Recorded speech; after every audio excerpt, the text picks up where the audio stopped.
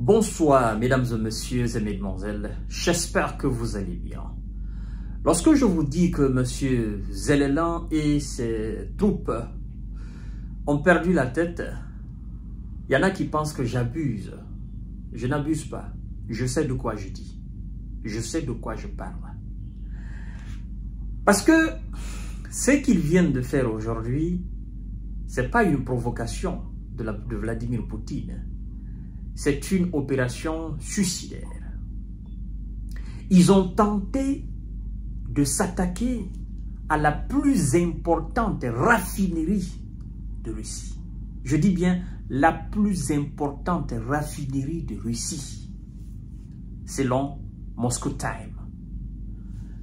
Alors, mesdames et messieurs et mesdemoiselles, heureusement, tout ce qu'ils ont envoyé en termes de projectiles ont été interceptés et détruits. Les débris alors de quelques drones ont touché quelques installations. Quelques installations qui ne sont vraiment pas des installations critiques. Et donc, la raffinerie en tant que telle n'a pas été touchée par l'impact des débris qui tombaient en chute libre. Et donc, la Russie promet une réponse proportionnelle ou disproportionnelle à l'attaque. Mais laissez-moi d'abord vous donner en substance, en détail, ce que le ministère de la Défense russe nous dit et ce que les médias disent de cette énième attaque. Mesdames et messieurs, l'heure est grave. Une raffinerie russe prise pour cible par les drones ukrainiens. Prise pour cible par les drones ukrainiens.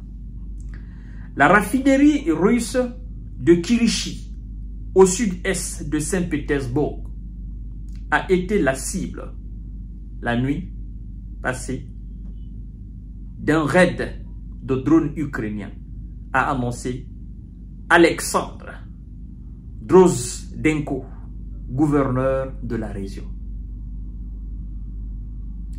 Les défenses aériennes ont abattu un drone à l'approche et un autre a été détruit au-dessus de l'entreprise. Incroyable. Incroyable. Un drone qui était à l'approche a été détruit. Un a été détruit au-dessus même de l'entreprise. Les débris donc tombés ont endommagé la structure externe de l'un des réservoirs, écrit-il sur Telegram, ajoutant qu'il n'y a pas eu de victimes. Et d'ajouter, selon le Moscow Times, c'est un média russe, la raffinerie Kinev est la plus importante de Russie en termes de production de carburant. Elle avait déjà été visée l'an dernier. L'usine revêt une importance stratégique pour le complexe pétrolier et énergétique de la Fédération de Russie et joue un rôle crucial dans l'approvisionnement du marché russe en produits pétroliers, écrit le journal classé comme agent de l'étranger en Russie. Mesdames et messieurs et mesdemoiselles, le plus important, alors, puisque M. Donald Trump a fermé tous les tuyaux, parce que la suspension aussi de l'imagerie américaine, cette information nous a été diffusée aujourd'hui, je crois que les gars, la nuit, puisque ça n'a pas été... l'information a été diffusée aujourd'hui, samedi. Donc, la nuit d'hier à aujourd'hui, la nuit de vendredi à samedi, les gars se sont dit, ben, ils vont tout nous couper. Donc, faisons une dernière attaque de grande envergure. Si nous avons la chance de toucher la plus importante raffinerie de Russie en termes de production de pétrole, ça va constituer une victoire immense. Mais, je dis heureusement pour eux, Heureusement pour eux, l'installation est intacte. L'installation n'a pas été touchée par les drones. Heureusement pour eux, l'installation n'a pas été incendiée. Heureusement pour eux, il n'y a pas eu de victimes. Heureusement pour eux, les dégâts sont minimes. Mais malgré cela, le ministère de la Défense russe nous informe qu'une réponse proportionnelle sera donnée à ceux qui ont commis cette attaque. Donc, je ne sais pas ce qui va se passer aujourd'hui nuit. Je ne sais pas ce qui va se passer demain. Il y a juste 2 jours, vous avez essayé d'envoyer des drones. Ça n'a pas donné le résultat escompté. Les gars ont envoyé plus de 260 et quelques missiles et drones. Vous avez pleuré. Vous n'avez pas encore fini de vous réorganiser. Ils ont envoyé encore plus de 100 et quelques. Et vous êtes dans ce désemparement total. Vous vous dites, ben ça n'est trop, il faut quand même essayer de faire quelque chose. Vous envoyez. Alors, est-ce que vous avez envie qu'il y ait la paix dans votre pays? Je n'ai cessé de dire à ces gens-là, au fur et à mesure que vous organisez des raids dans l'espace aérien russe, vous encouragez la Russie. Parce qu'elle ne va pas pardonner. C'est œil pour œil, dent pour dent.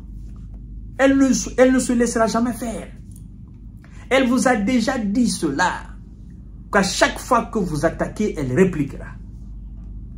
Et vous savez que sa réplique est beaucoup plus destructrice, beaucoup plus catastrophique que ce que vous avez. Parce qu'en réalité, le nombre de missiles, le nombre de drones, de tout type, de toute qualité, que la Russie possède, vous n'en possédez pas la moitié.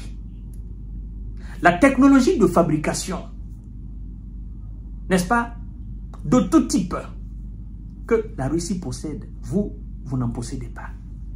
Il a fallu d'ailleurs que des experts militaires américains viennent en Ukraine pour vous aider à concevoir des drones. Cela a été confirmé par le patron de la diplomatie américaine, l'époque de M. Biden. Bon, au dernier jour de M. Biden, ils ont confirmé, ils ont dit qu'ils ont envoyé des experts américains et ils ont dépensé plus d'1 milliard de dollars pour la fabrication des drones sur le territoire ukrainien. Donc, ce sont les Américains qui ont mis la main dans la pâte. Là aussi, plus d'1 milliard de dollars. Vous voyez? Et donc, tous ces gens sont en train d'être retirés aujourd'hui du territoire ukrainien. Parce que, ben, écoutez, ce sont des agents américains. Ils travaillent là, on les paye. Le patron dit, rentrez, on stoppe tout. Toi, tu ne peux pas dire, non, non, moi, je vais continuer. C'est toi qui sais, si tu continues, qui va te payer? Et tu as de la famille aux États-Unis. Et de l'autre côté, eux, ils sont dans leur logique. Ils ont un complexe militaro-industriel très développé et très avancé. Ils ont de l'argent. Ils ont la technique et la technologie. Ils ont la science infuse. Je ne sais pas, ces gars. À mon avis, M. Zelensky et son état-major, ces gens-là, ils sont dans un rêve. D'accord? Ils se lèvent le matin, ils disent, bon, nous avons rêvé que nous avons réussi à détruire la plus grande raffinerie de Russie. Nous avons rêvé que nous avons détruit la plus grande installation énergétique de la Russie. Nous avons rêvé que nous avons détruit la plus grande centrale nucléaire de la Russie. Et c'est comme ça s'est passé dans les rêves. Est-ce qu'on peut mettre ça en pratique? Sauf que ce qui se passe dans les songes n'a absolument rien à voir avec ce qui se passe dans la réalité. Mesdames et messieurs et mesdemoiselles, je ne sais pas ce qui va se passer cette nuit dans l'espace aérien russe, dans l'espace aérien ukrainien. Je ne sais pas. Mais la Russie promet une réponse. Je ne sais pas du tout. Mais je sais que c'est des réponses qui ne tardent pas à venir. C'est ça la réalité. Et donc, qu'ils allument encore les systèmes de défense patriotes, les quelques-uns qu'ils possèdent encore. Sinon, qu'ils envoient encore des avions Mirage 2000 ou les F-16. Parce que la Russie va posséder n'est-ce pas, représailles cette nuit-là. Cette nuit-là, il y a quelque chose qui va se passer.